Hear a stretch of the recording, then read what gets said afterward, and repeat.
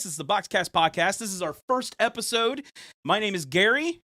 Oh, my name is Wade. My name is Josh. And we'd like to introduce you to the podcast. And we're very excited that we're going to do this both in audio format and in video format. We're big timing it, boys. Heck yeah. Whoa. Big timing it, boys. Our producer today is Kevin Kletzer. He's over here on the side. You won't see or hear him. Unfortunately, we like it that way. Yeah, maybe one day. He'll But, earn it. Guys, our first official podcast episode. How you feeling? I'm so excited. Dude, I'm I'm so excited. excited. No, we've been talking about this, I feel like, for 2 years. Oh, and yeah. we just never really did it, and now we're finally here. We're finally here. So, And just so everybody's know, we are not in a like high production studio facility. We're recording in Josh's attic of his That's house, and it looks phenomenal, man. I mean, it looks great up here. yeah, we should post some before and after photos of like what it Absolutely. looked like before and then what it looks like now, and it's like a complete Absolutely. 180. It's awesome, though. It I is. love it. It's great. It's kind of the perfect little nook for us to hang out in. Yeah. Absolutely. Well, the reason that we've gotten into this kind of thing is because we work for a company called BoxCast. They're based out of Cleveland, Ohio. They are a CDN, a streaming provider, and what they do is they make everything easy for live streaming. Right. Our main goal at BoxCast is to make people part of the experience. But we decided to take on this little project because we felt that maybe there was a good niche here of people who want to learn some information about some things, but they also want to hear a bunch of guys talk about gear and production styles, but do it in a way that's fun. I think personally in some of these podcasts that I hear that it's just all talk. It's all just gear related, right? Josh, I mean, it's just like, it's 100% just gear related. It's almost too gear heavy, and I think it's good to get into like the principles of things, the art of live streaming, the art of production. So I think it's good to dive into the technical stuff, but there's also a lot of subjective stuff that matter. And then there's things that are really important when it comes to live streaming, like your viewership, your engagement, like the whole reason you're doing it, connecting to a community. So we're just going to dive deep into all of it. Absolutely. We want this to be very conversational. We don't want it to seem like you guys are at the table listening, being part of the conversation. So if at any time you have any questions or concerns or comments, you want to learn more about BoxCast, please visit our website at boxcast.com. You can email questions at boxcast.com. Our wonderful and excellent technical support team, world-class technical support team. We know that for sure because Wade and I used to be a part of it recently. I actually have too. We've all helped customers. Clements was like a founding. You guys were way better at it than I was, but we've all done it. We've all been in. Well, and I think that's what's cool about this too is we've all experienced our own pains in live production because all three of us work in live production, but we've also experienced a lot of other people's frustrations and pains and answered questions. So it's really fun to dive in with you guys on that. Oh man, I'm excited. Wade, like we said, Wade was part of the technical support team too. Right, yeah, for 4.5 years. I think September of 2016 is when I joined BoxCast, and I was on the technical support team. And then as of recently in January, I moved over to the marketing team. Now I'm just a full-time videographer. Right? So you guys also own your own small business company, correct? Tell me more about that. Yeah, we own so Wade and I actually started in video production before we got to BoxCast. In college, we started a company called Bumble Media, which is now we've rebranded to the Cleveland Video Company. But our specialty is in live production and in creative video production. So we love talking about this, and it's a well-rounded group because your specialty is in audio. Yes. And all we think about are lenses and cameras and lighting, so it's a good blend of... Well, I remember, too, like, before you got hired, Gary, it was like, wait, this guy has live streaming experience. Like, we should hire him. This is great. It's like a diamond in the rough. We need him. Yeah, absolutely. Well, I joined the team. Actually, the funny thing is, and this is great that we're talking about this, I joined the team in July of 2018, and today is my 3-year anniversary. Whoa! Yeah, Congrats! That's awesome. Yeah, man, we should have got you a cake. Kevin would have ate it all, so yeah, it's all right. True. But it's my 3-year anniversary, so I'm very stoked about that. I've actually just transitioned roles. I'm now the pro services manager for our client success team, and I handle all kinds of crazy things, including this podcast. So this is going to be pretty awesome. So yeah, but I feel, and I think this is going to be an amazing opportunity for all of our clients and all of our listeners and all of our viewers to get some really good information. But also, we want you to feel like, you're part of the team. Right? Yeah, and it's a little bit of a different format because we do a lot of like short form content. We do live instructional webinars. and we do blog posts and written stuff. But I like this because it's a little more conversational. It's a little bit more of an opportunity for us to nerd out, and it's pretty much for anybody that's just interested in learning or already knows a good amount and wants to just like dive into the conversation with us. Yeah, and I would say like pre-doing this podcast, us three nerd out all the time on this stuff. Like we have our text group, we'll group FaceTime, and we'll just talk about stuff. Or Josh and I will be on a job and we'll hit up Gary and be like, hey, we have a quick question about audio or this or that, or what would you do? So like the three of us are constantly already talking about stuff like this. So it just makes sense. It's usually just Wade and I arguing most of the time. It gets through a little bit of both back and forth, but it's good to like have also like productive debates about what works and what doesn't work, you know. And well, there's benefits. That's how you get better. Yeah, well, I mean, there's benefits and then there's negatives to everything. Yeah. When it comes to production, and we want to talk about a lot of that here. As we go through this podcast every episode, we want to talk. I think what our goal is not just to inform, but be funny and kind of make it interesting. Oh yeah, I'm not scared to reveal all of my mistakes. It's the mistakes that we want to hear because that's how we learn how to do things better. So before we jump into any major topic, let's just talk about the amazing sponsorship that we have here at BoxCast. Buddy. I think mine's upside down. It totally is upside down. That's all Clemens' fault, just to put it out there. Josh Clemens. But we'll fix that later. Yeah, man. I mean, amazing sponsorship with Shure. They gave us a whole boatload of cool stuff. Primarily, our podcasting microphones are the MV7. They actually just released these a little bit ago. Yeah, these are nice. I think they sound fantastic. I love these. They sound amazing. They got great range. The cool thing is they operate both on XLR, which is what we're doing here, but they also use USB. And if you probably can't see it right now, but there's a little audio adjustment with an on-off that was the mute. coolest part, and how intuitive it was when I first plugged it in.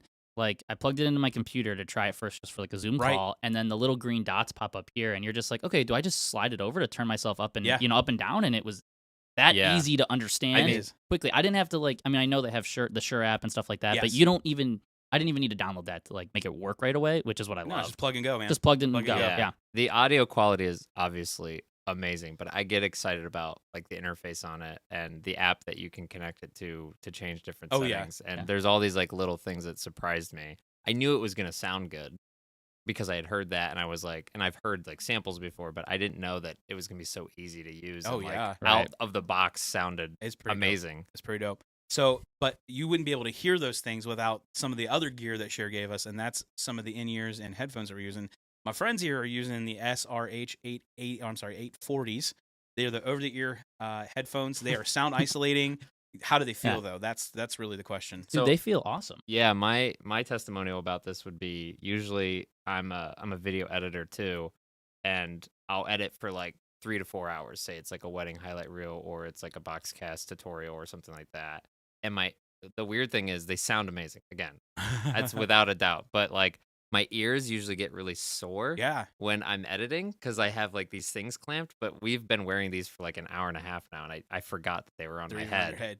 That's amazing. Although I will say it adds like 6 inches to your head, but that's okay because every really good sound isolating headphone will do that too. But it just makes me look really smart, I think. We're gonna leave that one alone. I'm using the SE215s. They are probably my favorite non-custom in-ear headphone. They're sound isolating as well. They come with all kinds of range tips, even foam and silicone, and they have really good response. So they're a single driver. So for you audio, I was gonna say I don't even know what that means. Yeah, I was gonna say. So for you non-audio nerds out there, a single driver is basically a single like speaker in term, and it's what's driving both low end and high. And then all of the other brands like the 415s and up, they have dual drivers, so they're hitting highs and lows separately. So you'll have a completely different experience. But these are fantastic. We want to thank Shure very much for their sponsorship. Yeah, thank you so much, Shure. We appreciate this stuff that. Is amazing. We're loving it. Yeah, we absolutely love it. And I personally have an MV7 at home just for the fun of it. So excellent. Well, I think maybe we should go ahead and talk about our first woe. What do you guys think? Okay, let's dive into it. Let's dive into it. I think we wanted to kind of give a light start to our first episode. Right. But I think we should just go ahead and just, I don't know, air out right our dirty laundry. Yeah. Okay. Yeah, air it all Sounds great. So let me ask you a couple of questions. As being a small business production company that handles, live events, not only just live streaming, but also just the recording and that. I mean, you guys do a ton of weddings. Yeah. I've seen you guys do funerals. I've seen you guys just do regular, We've done corporate cornhole tournaments. Yeah, I think that's the weird. most. It runs the gamut. Well, MMA and corporate I was cornhole, gonna I say think, MMA. are the most unique I live love streaming MMA. things we've done. Really? Yeah. Well, we're gonna have love to it. hear about one of those here soon. Yeah. But let me ask you: do you guys operate solely with one camera? Or do you guys use more than one camera? I mean, I try to bring as many cameras as I can. How many's too many cameras? I don't know. Probably 5. Yeah, I was gonna say 4 or 5 probably. 4 or 5. So But what is I your would- normal operation? I would say a normal operation is 3. 3? And it's one's a wide shot, which is like your safety shot. Yeah. Okay. Just hey, if it's a stage up front, it just covers everything. 2 is a close up shot of whoever's talking or the action, whatever you're recording, and then 3 is usually like a fun shot. I would say, right? There's Not lot not a fun shot, but you could show the crowd. something you know. that's more immersive. Yeah. So I'll give you my philosophy, and this might help answer how many cameras do I need. My philosophy is to make the live stream more immersive than if you were there in person.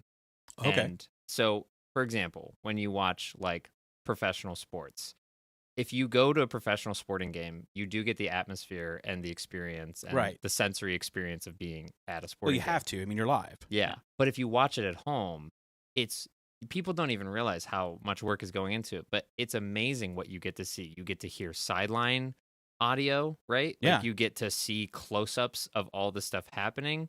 You get to get like interviews from the coaches while Yeah. the game's happening. There's so much that happens there that you're like sometimes legitimately live sports are done so well that I'm like, I kind of want to watch this at home because Right. it's Yeah. gonna be more immersive. So whenever it's like, how many cameras do I need? I'm like, well, whatever it takes. Usually, as long as it's within budget, like whatever it takes to make it really good. Like so you're not just at home watching like one wide angle view, Right. and it's hard to see what's going on stage. you know? Gotcha. Yeah, I would say the best example of making it immersive is like when we did Notre Dame College's graduation, Yeah. because we had 4 cameras for Mhm. that. I think we had 4 cameras, but one of the best camera angles in my opinion is we set up a camera that was pretty close to the stage on the left side, so that when the person got their diploma, And they walked you would across. see a shot of them walking up on stage, and then you'd see a close up of them and the president like taking the photo together. Right. And then once they left the president, you would see them walking off, because we saw it as a like if close-up you're of them walking, Right. off if the that's stage. your granddaughter, if that's your cousin, your brother or sister, and you can't make it, they're only on stage for 10 seconds. You want to see Yeah, you wanna see all walk across. 10 Yeah, obviously. seconds. It's You It's want got to that- be a that punchy, experience, a punchy 10 seconds Yeah. where Wow. you felt like, whoa. I got that the was I got like- the most out of and- seeing them up and there. a lot and of close times up. the viewers may not even know it. Like they're not like, oh, there's 4 cameras on that stage, but you almost don't want them to, in a sense. But Right.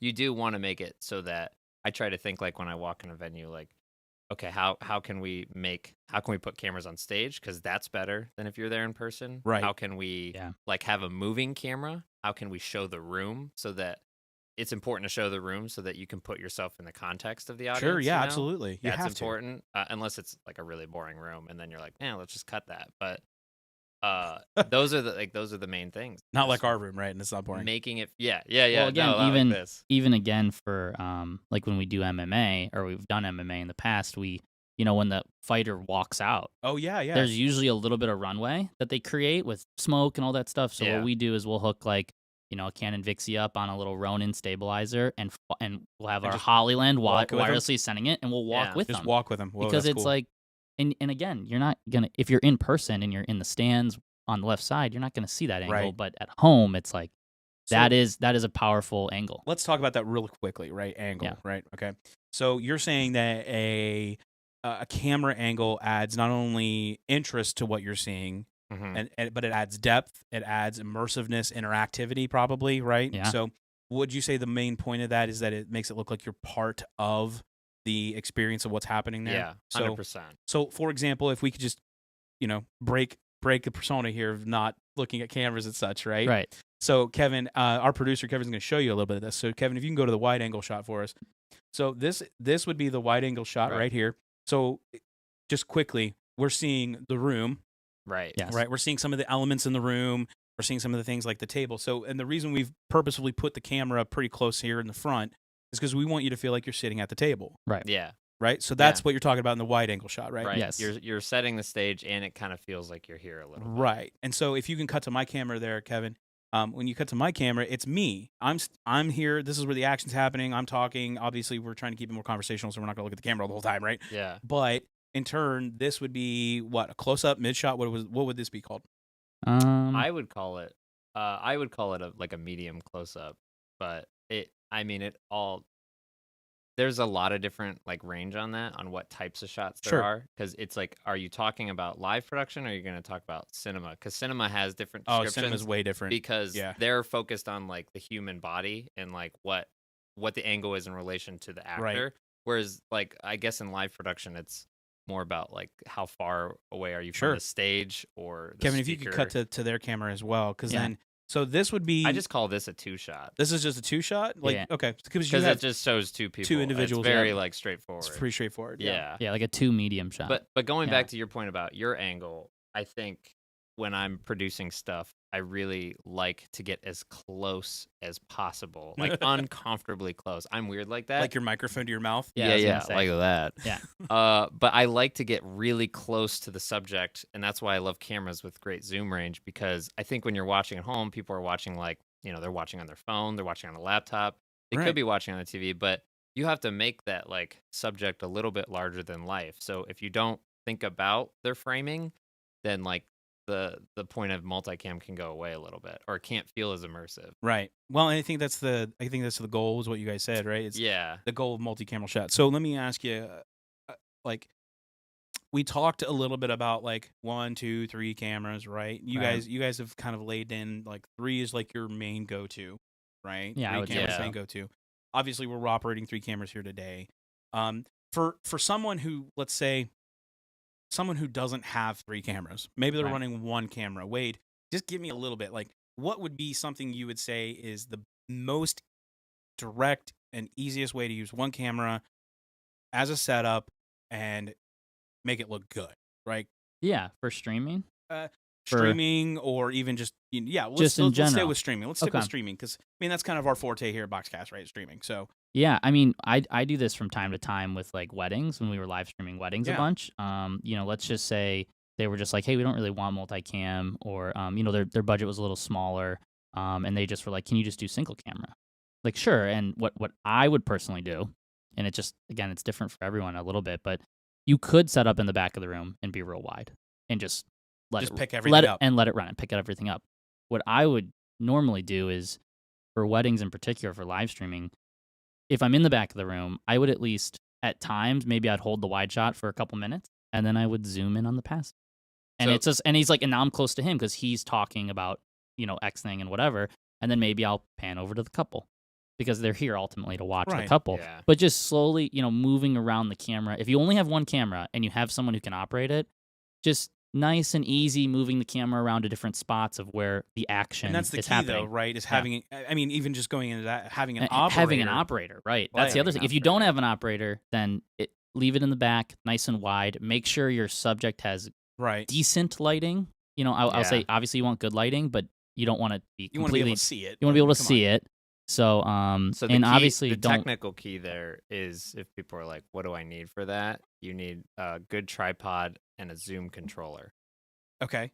A good tripod that can pan and tilt fluidly, so the movements aren't like super shaky when you do it. Gotcha. And then a zoom controller that will attach to your camera to like smoothly zoom in and out. Right, because it gives you a smooth flow. And right. Okay.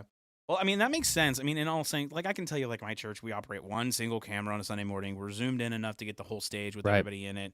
And, we can see just about everything off that stage. Maybe we get a little bit of the crowd underneath it all, but it's at a good angle. It's at a good height. Yeah, that's the other thing. Height. You got to be up a little bit. You got to be up, because as soon as people stand up, they'll block your shot. So you need a riser. You need to be on a balcony, but you definitely need to be up if you're going to have single camera or any camera in the back of the room. It needs to be up a little bit. Yeah, okay. So. Well, that makes sense. So I want to hear a story. Like, I want to hear a story about something like what was like the most horrible experience, the most difficult experience you guys have ever had with like multicam?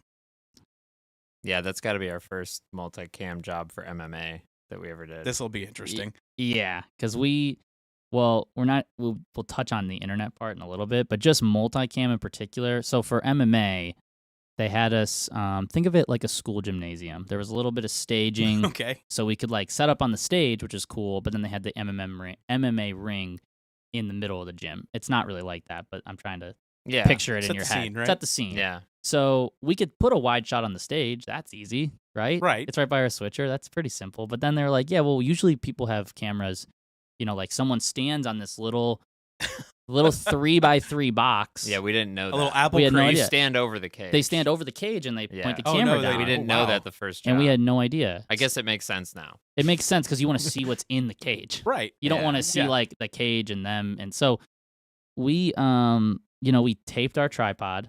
I think we actually used a 25-foot HDMI cable. I think we zip tied it too. Yeah, because we zip tied it and taped our tripod to the cage, and then I had to stand up there, but I used an HDMI cable to hold me in so I didn't fall off. Yeah. Because Like a tether? I know we're getting off topic here, but No, when it's you do great. MMA, No, it's great. they bump into your side. It's like your whole stuff, everything shakes. Yeah. So that was a little scary for me the first time, but to get the connection from there, that's probably like 100 feet. 120 Yeah. feet back we to just our didn't switcher. think about the kind of cabling we need to run. Yeah, you know? or power too. You just don't think about like, well, how do we get Yeah. power to the camera? Because Gotcha. it's a 4-hour event, so a battery is probably not going to last the whole time. So we had to run power to it, and I think we ended up. Josh was like, well, there's these things. They're HDMI to Ethernet, and they come out on the other side. And we were Right. like, I guess that works. Let's just buy a 100-foot Ethernet cable. And we didn't really know at the time. I mean, it worked, Yeah. but it was It was pretty janky. it was pretty janky. And then also like the other thing, since we were so new in live streaming, you're so excited about the job and everything that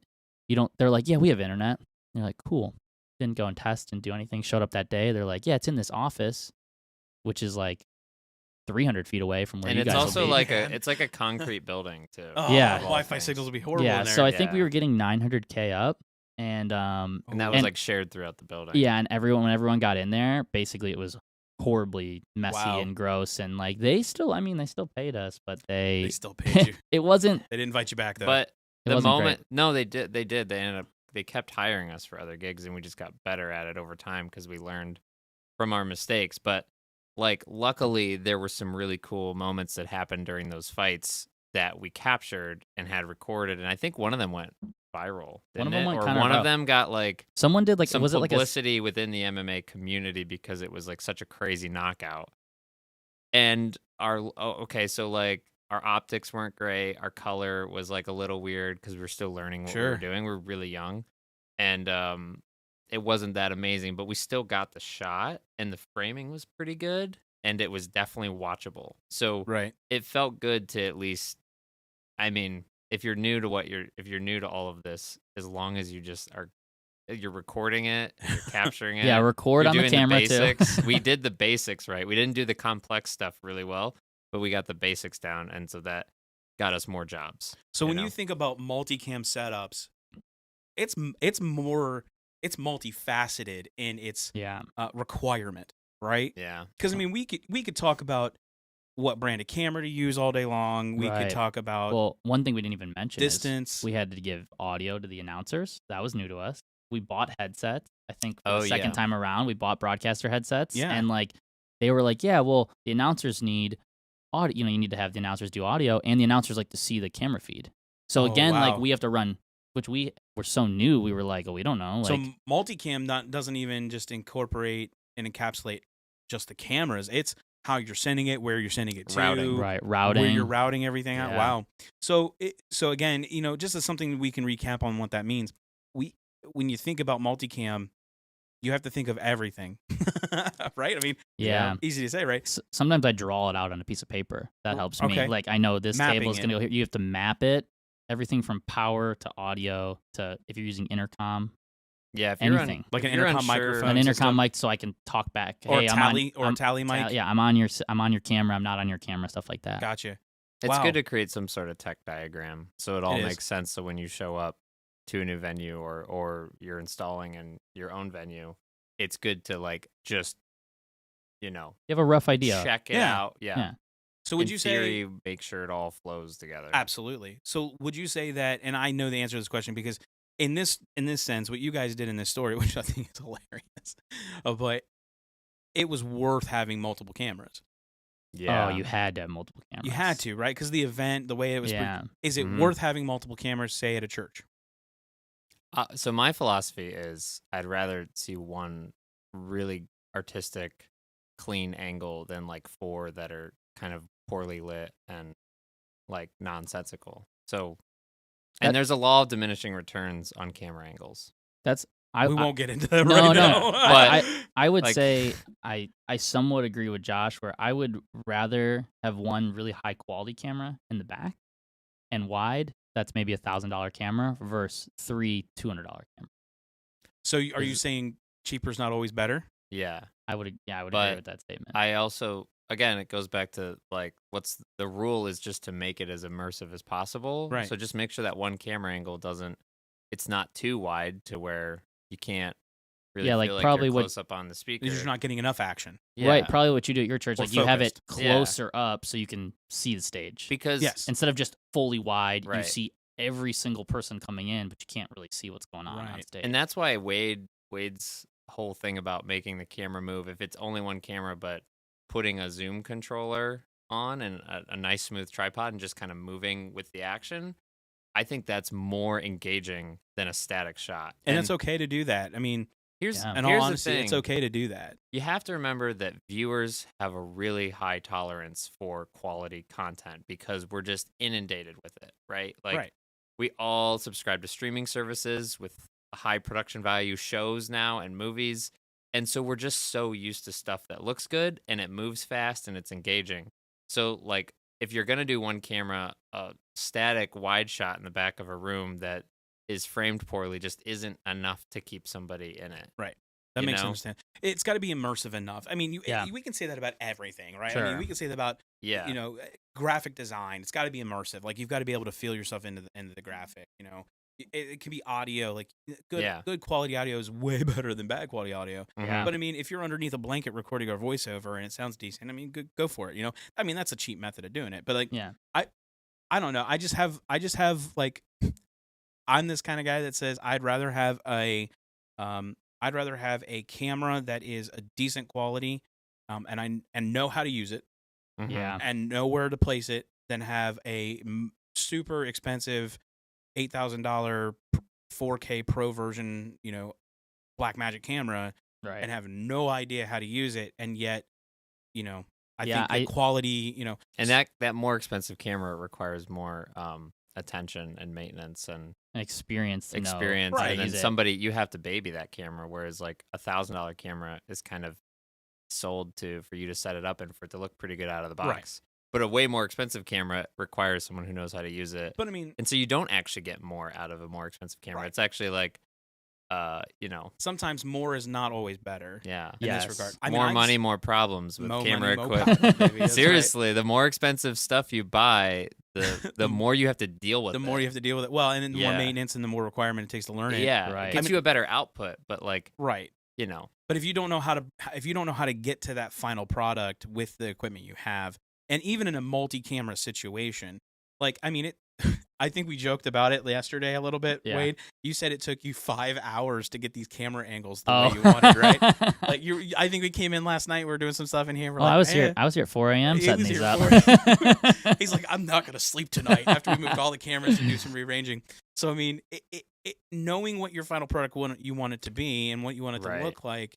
I mean, I've seen some really decent multicam shots on like the budget camera, like the Canon Vixia 800s, which Yeah. by the way, not knocking them at all. No. They are a very decent open camera. Like if you're first time live streaming or your first time recording, they work extremely well. Right. Mhm. And I've seen some really decent stuff go on with those. So, but when we think cheap, though, that's the Yeah, like- I would say, and it's if just your an phone advice. can do a better job, then don't buy that camera. That's my. ooh, that's a hot take. That's a hot take. Mhm. That's a hot I take. was gonna say You don't need a separate camera if your phone can do a better job. I was gonna say just stick to the main brands if the camera's a little bit less expensive, but just stay away from those Amazon cams that are like $60 or $70. $70, Like the HDMI, $80 4K. The Just don't buy it. $80 4K camera that comes with the shotgun mic on it and stuff. Just those we've seen, and we've talked to customers where they get them and they don't work how they expect. Or Right. my favorite is you plug it in, to your switcher or the BoxCast or whatever, and the LCD screen shuts off. And there's no way to see and it. they're like, wait, I can't see the angle. Why is that? And it's like, well, the camera was $95 It's on Amazon. one output. Yeah, exactly. Well, I think I think in the world of that, right? It's just important to make sure that you're not going too cheap. Yes. Right. Too cheap. There's a point, right? I mean, I think we were talking about this with my wife and with our church. It's like, yes, we know equipment is expensive, guys. I mean, and in post-COVID, it's even more expensive. Yeah, it's hard to find stuff. It is hard to find stuff, and it being expensive doesn't necessarily mean that you're going to have the best quality. Right. But yet, if you go so cheap, you're not going to have any quality at all. Yeah. I think the rule should be like you should buy stuff that's going to push you forward, but it's not too advanced and too far forward to the point where like you can't handle the like okay, so exactly 4 years ago, yes. I could not have purchased like a red weapon and like been able to do anything with it. Okay, time out. What's a red weapon? It's like I'm thinking a knife here. Yeah, it's like it's like a really high end cinema camera, but it's not for like movie. It's for like indie filmmakers and people like Wade and I, basically. But it's a little more expensive. I don't know how much they are. Maybe we're talking about like a $10,000 camera, right? Oh wow, okay. Maybe at least without the lens, all that stuff. But it like comes like just with the body. And if I would have bought that, I wouldn't have been able to get much out of it because it's too much for me. It's too much camera for me to handle, given my expertise. Gotcha. So now I could do it, and I could do some damage with it. You're saying buy things that you grow into. It would level me up. It would level me up, but I also know how to use it. Now. Yeah. So think about where you're at and your technical ability. And there's a lot of there's so many cameras on the market. Yeah, and one thing I would tell clients, and I always tell people, is like, if you're looking at a camera, try to rent it first. Before you spend, that's a great before point. you spend, even if it's $600 or you spend $2,500, rent the camera for the weekend for $150. Yeah. We use lensrentals.com. Shameless free plug. Not a sponsor. Not a sponsor. Not free a sponsor. plug. I use Lens Rentals. Love them. They come in hard cases. That's my rant. But rent the gear first. Even like an ATEM, you can rent an ATEM and try it and try for like for $70 for a week. You could probably rent. Let's say you've never done multicam, right? And you want to do multicam at your church or wherever. You could probably rent an ATEM, and you could rent 2 cameras for the weekend for $300, $400. Maybe. I mean, that's fair. That's fair. And like just you're testing it out. You're testing it out. You're trying it. Maybe rent it for Thursday to Monday and just see. There's like the A10 Mini Pro for $43 for 5 days, which is if you're thinking about buying an A10 Mini Pro, you're already like, well, I'm going to be $600 in the hole. So you might as well spend $43 to try it for a week and make sure everything connects right, everything looks good, you're happy with it. Yeah. Or something even more realistic probably for Wade and I, like something we've been eyeing is this A10 Blackmagic Design A10 TV Studio Pro 4K switcher. Okay. Yeah. It's a panel and a switcher, and it's a really nice. It's $3,000, but for Josh and I, we could charge a client easily $200 to rent it and use it on a project and be like, Josh, did you like it? Because Josh usually switches for us, and he could be like, yeah, I thought it was pretty good. Like, I think we should eventually get it. So your advice is like, if you're thinking about, if we stick within the realm of being, cheap and expensive, right? Going in that whole gambit between the two, right? Sorry, I'm getting excited. That's all right. He just keeps looking at stuff. Yeah. It's better for you as a producer, as a creative, as a church to maybe try these pieces of equipment out before you invest tons and tons of money into something that your volunteers may not know of, or your staff may not know how to use, or you yourself, if you're the only person producing these things, may not have any knowledge. Yeah. So in that regard, I mean, like we said at the beginning of the part of the segment, is like, cheap doesn't always necessarily mean bad quality. It's really about how you use it. And to Clemens's point here, to Josh's point, is if you're going to buy stuff, especially if you're doing multicam setups, right? Mm-hmm. If you're going to get into the world of multicam setup, buy something that you can grow into.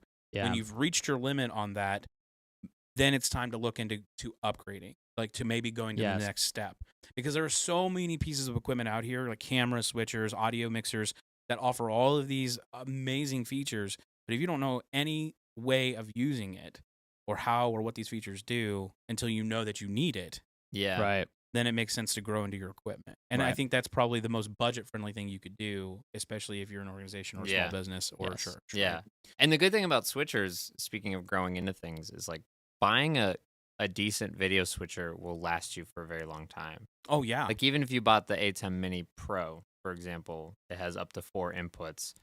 Like, and you wanted to start with 2 cameras, that would get you up to 4 cameras. It would show you the ropes of audio mixing. It would give you a taste of live video effects, like picture-in-picture and overlays. Yep. And chroma keying if you wanted to dabble into that. Even Luma keying. If you even does Luma. Yeah. Like the great thing about video switchers is they last a long time, unlike cameras, which cameras like you outgrow pretty quickly. Switchers, if you actually were to buy an A10 Mini Pro and squeeze the most out of it, you would have an amazing production.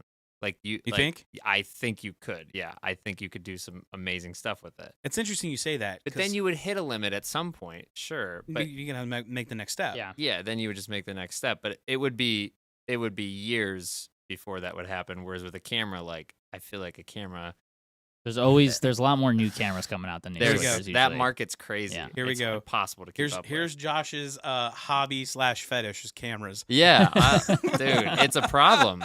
It's a problem. Do they have a cameras anonymous like he can join at all? Yeah, maybe? Right. Because with cameras, there's more steps. Like with a switcher, there's like $300, $600, $2,000, like $20.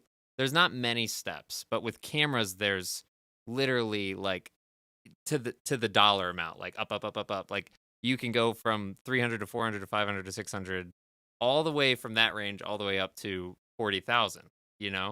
So or higher. Yeah, and that's what's great about them because you can always jump to something a little bit ahead of you, which is what we're always kind of doing. And then sell the previous equipment you had to make up for the cost of the Exactly. Oh my gosh, sale.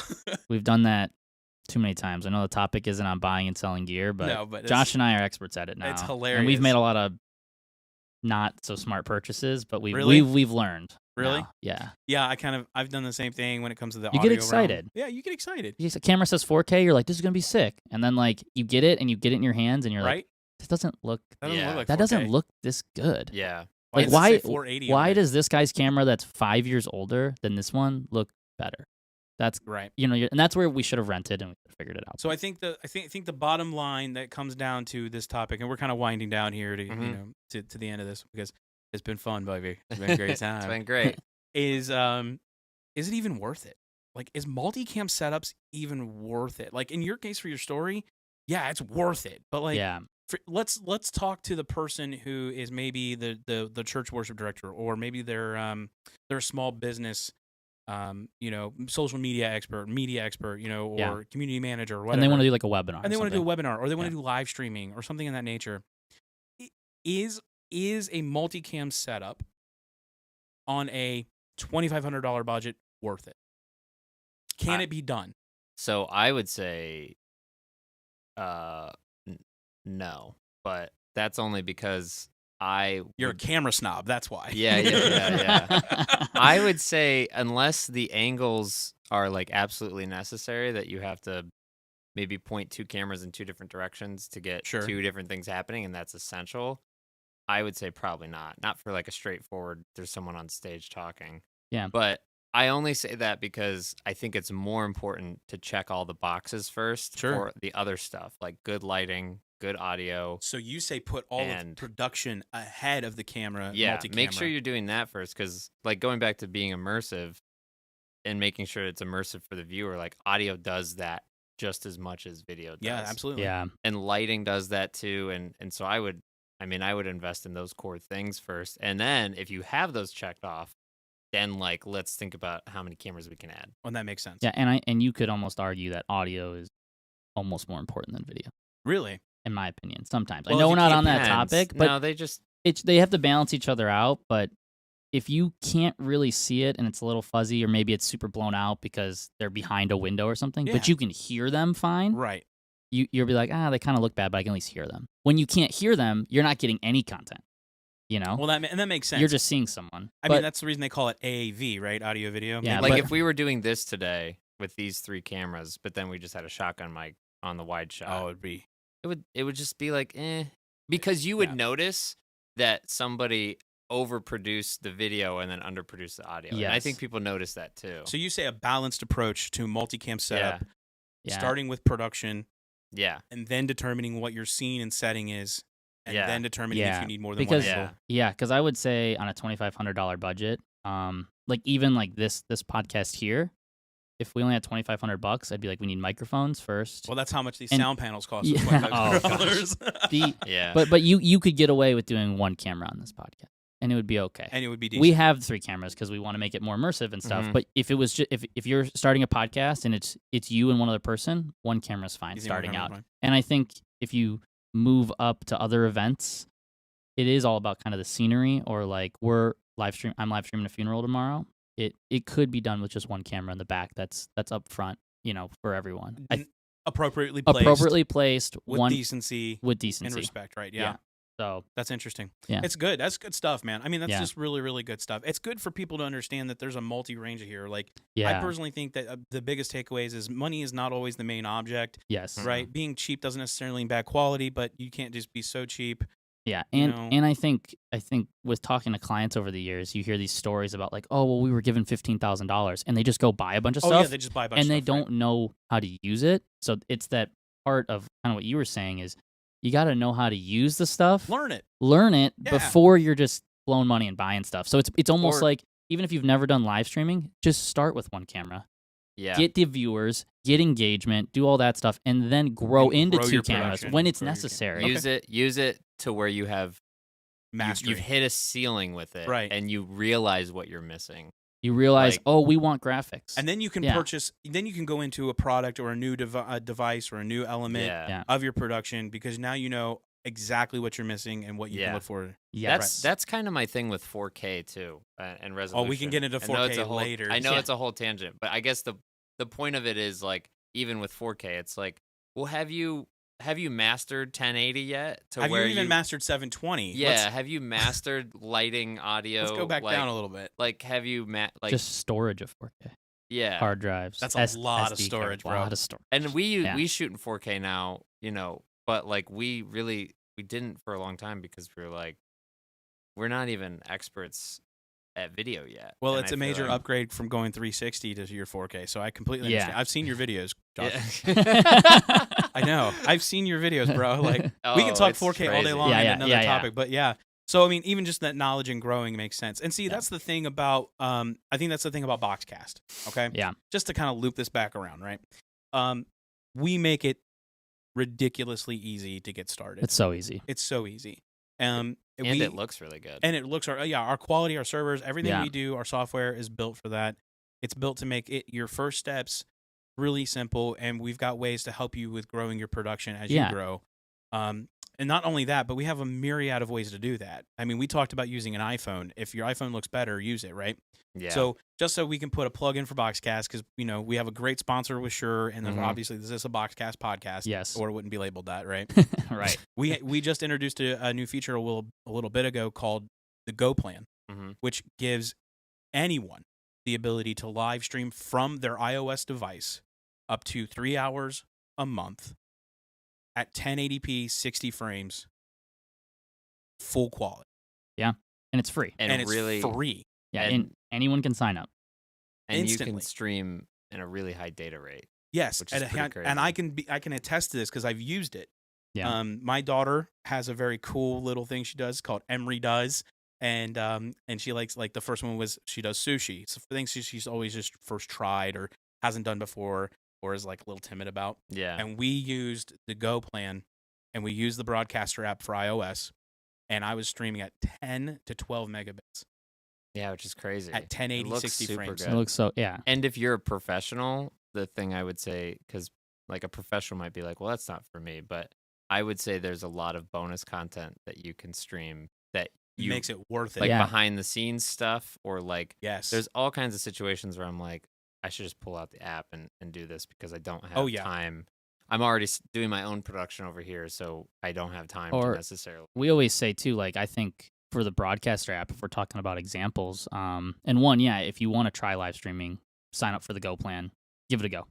give it a go. Jeez. Nice. That's all right. I was gonna say, it's like the marketing team came up with it. Like it's that. free. Like, try it out. There's if you've no never risk. live, there's no risk. There's no risk. And but I would say like the Broadcaster app is perfect for like outdoor events, things where you need to move around a bunch. Oh, mobility. Mobility. Like, let's say you're doing a tour of your new building. Right. Do the Broadcaster app. Or even your kid's sports match. Yeah, or your kid's sports match. And like, you want to walk around and you want to like set the camera in different places. Like, that's so much easier to do with your phone than it is with a big than one of these 4K. big bulky cameras that's hooked up to an encoder and all that stuff. So Right. like, Yeah. you can the broadcast. And again, Gary, for your situation at your church, if you, let's just say you were like, oh, our camera broke and like, I don't know what to do. You could set the Broadcaster app up, middle of the aisle or something like, and like just- go and stream, and it's go. a solution. And Yeah, run it absolutely. audio, and it would look really good. It's and really and it good. would be one of those things where it would save you on that Sunday because, hey, our camera broke. Absolutely. Wait, maybe we can't get another camera for 2 months. You use a Broadcaster. Here you go.